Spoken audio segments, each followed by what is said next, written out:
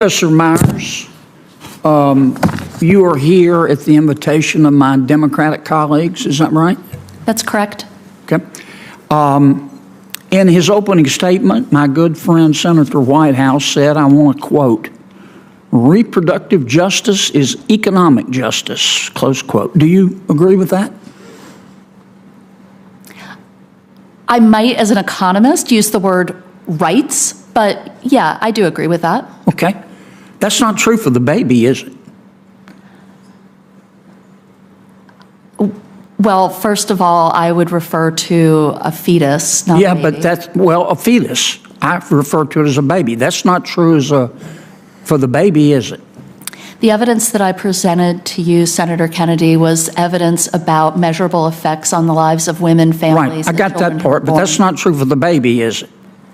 I'm sorry, I don't really understand. Well, it's not true. Let me be clear. Let me back up. As an economist, I measure effects using data. I'm not here to talk about ethics, assignment of personhood. That's not my Well, but you role. said you agreed with the chairman's statement that reproductive justice is economic justice. There is no economic justice for the baby because the baby's dead, right? I wouldn't refer. I don't really know how to answer your question. I would refer to Was a the baby fetus. dead or alive? We're referring to a fetus. Okay, is the fetus dead or alive after an abortion? The fetus would be dead after an abortion. All right. If the mother is healthy and the baby is healthy, do you support abortion up to the moment of birth?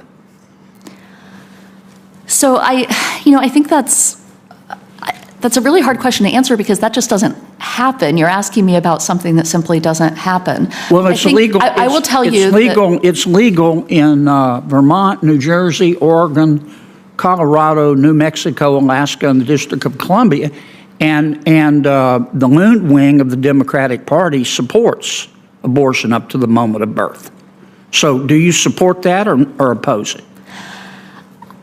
I don't think, let me say, I'm here to talk about the economics of abortion. No, you're here as an expert. And I think you're asking me a believe. question as a person, which I'll answer as a person. Okay, tell me as a person. I will tell you as a person that I have ambivalence about abortion. I will tell you as a person, I haven't personally had an abortion. And I will also tell you as a person looking at the evidence around me and understanding how complex the decisions are that people face. Okay. I'm just simply uncomfortable I got to move on, thinking that Professor, there's a 'cause I don't simple think answer you're that going to applies answer to my everyone. question. I trust women and their healthcare providers. Yeah, it's real simple. You either support abortion for a healthy mother and baby up to the moment of birth or you don't. And I don't think it's a difficult question. How about you, doctor? Do you support, if the mother is healthy and the baby's healthy, do you support abortion up to the moment of birth? So, Senator, you're using really inflammatory language to talk about a medical procedure, and it's not a simple yes or no. Not to mention, when you make statements like that, you're erasing the grief and the trauma that my patients You're not are going to answer my through. question either, are you? It's not a question that can be answered I think in I an know your appropriate answer. way, I think Senator. I know your answer. Mrs. Ford, okay? Let's take a baby at 21 weeks. Hold up, Mike. This is a baby at 21 weeks, okay? The baby can feel pain, right? Yes. And the baby's pretty developed, right? Yes. And do you know the name of the procedure that the doctor would use to abort that baby at 21 weeks? I'm not a doctor, but I believe it's a DNR. It's called dilation and evacuation. Is that right?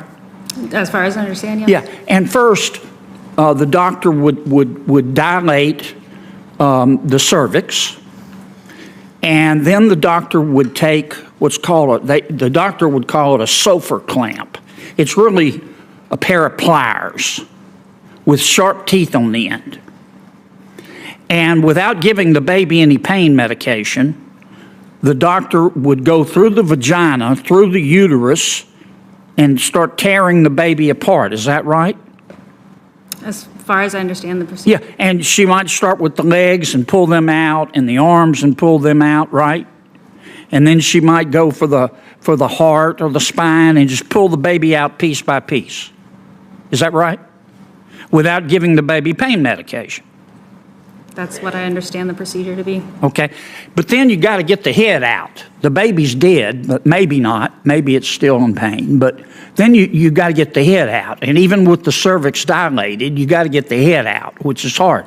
So then the doctor would go in and use those pliers to crush the baby's head. Is that right?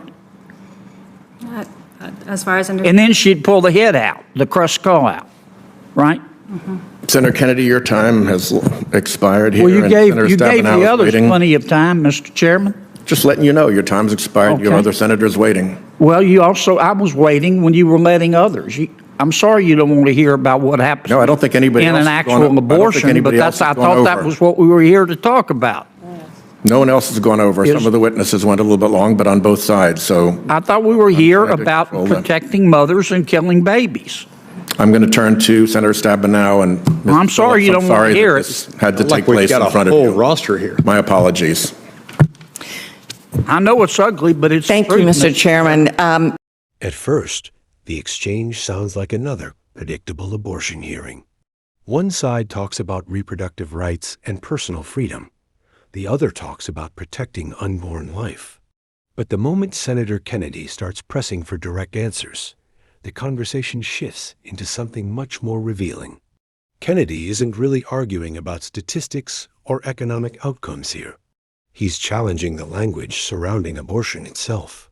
His point is that terms like reproductive justice, health care, and economic rights can sometimes function as a layer of abstraction, language that softens or redirects attention away from the central moral reality he believes cannot be ignored, that abortion ends a human life.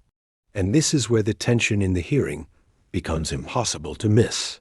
When Kennedy asks whether abortion should be permitted up to the moment of birth, neither witness gives a direct yes or no answer. Instead, both pivot toward complexity, medical nuance, or personal discomfort with the framing.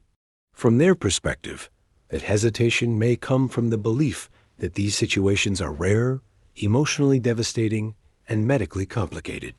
They appear resistant to reducing those realities into a simplified political soundbite. But Kennedy's argument is that the refusal itself becomes the story. He's essentially saying, if a position is morally and politically defensible, it should also be defensible in plain language. And in his view, the witnesses repeatedly avoid the core question because fully describing what the law permits forces people to confront uncomfortable implications that softer terminology often obscures. This is where Kennedy's broader conservative principle comes into focus. His argument is not simply that abortion is wrong. It's that law cannot remain morally coherent if it depends on language that distances society from the actual consequences of its policies. To him, rights cannot exist in isolation from moral responsibility, and justice becomes unstable if it refuses to define who counts as deserving protection. What makes the exchange politically significant is that both sides are operating from entirely different moral starting points. The witnesses approach abortion primarily through autonomy, medical complexity, and lived consequences for women and families. Kennedy approaches it through moral clarity and the status of unborn life itself. So when he asks a direct question and receives an indirect answer, he interprets that not as nuance, but as evidence that modern abortion politics often struggles to speak plainly about its own boundaries.